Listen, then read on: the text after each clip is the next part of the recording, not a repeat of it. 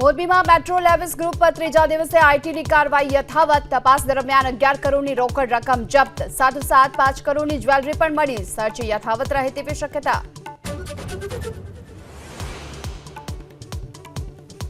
સુરતના વેપારીઓ સાથે છેતરપિંડી કરતી ગેંગ ઝડપાઈ. મોટા પ્રમાણમાં લેતા હતા માલ. 2 આરોપીની અમદાવાદથી ધરપકડ.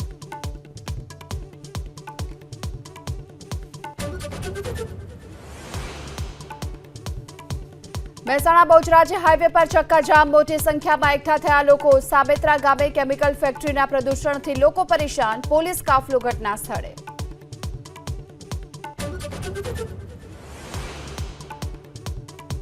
ગાંધીનગરમાં મેગા ડિમોલિશન. નદી કિનારે સરકારી જમીન પરના દબાણો પર તવાઈ. પેથાપુર, ચારેડી સહિતના વિસ્તારોમાં ડિમોલિશન. કોર્પોરેશન દ્વારા 10 જેસીબીથી તવાઈ.